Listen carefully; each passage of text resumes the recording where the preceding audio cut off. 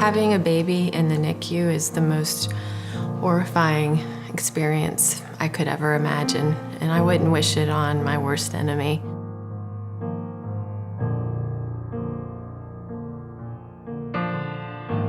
The pregnancy was going really well. We were very excited. We had just found out we were going to have a little girl.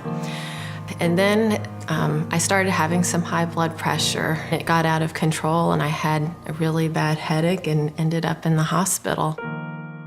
They did an ultrasound and it showed that Genevieve was suffering and that she was about to die in the womb. And so they took me back for an emergency C-section. It's like your whole world is turned upside down and there's nothing to grasp onto for stability. They had made it very clear, your wife is going to die, or your daughter's going to die, or they're both going to die. She was so tiny. Couldn't believe she didn't really look like a baby.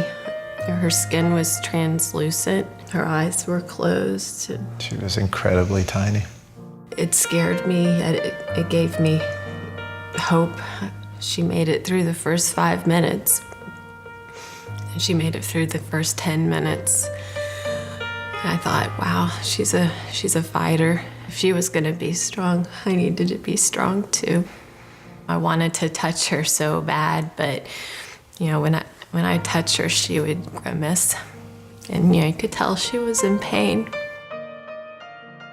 We put our hands in the isolette and covered her and let her know that we were there for her. And we just started talking to her. And we just told her about the things that we like to do and that we were going to take her there too.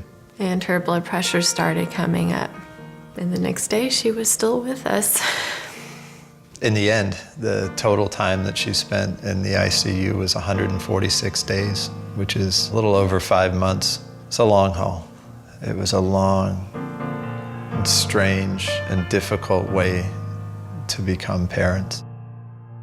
Genevieve, she sparkles. She's just a really neat little girl. She's got a tremendous imagination and she dances around and she sings all the time, which I think is just absolutely endearing. She's a wonderful little girl. She just has a heart that's so big. She loves everyone. She loves animals. She loves insects. We feel like we were given this amazing miracle and we're gonna enjoy her because for some reason we were allowed to have her. And it's gonna be us. We're just gonna watch her grow. Before our experience with Genevieve, even as a physician, I had no idea about what the March of Dimes really does. You'd like to think that love carried her through. As parents, we like to think that, but the reality is she came through because of a tremendous amount of science that resulted from a tremendous amount of research. And that came about through the support of the March of Dimes. And they've been looking at this and working on this year in and year out, and we benefited from it. Thousands of parents go through what we went through too. And it doesn't have to happen. And the March of Dimes is working to make sure it doesn't happen.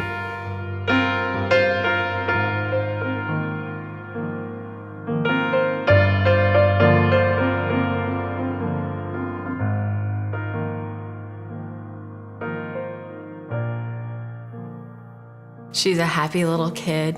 Nobody knows she's a preemie. She seems like a normal kid. She is a normal kid. She is.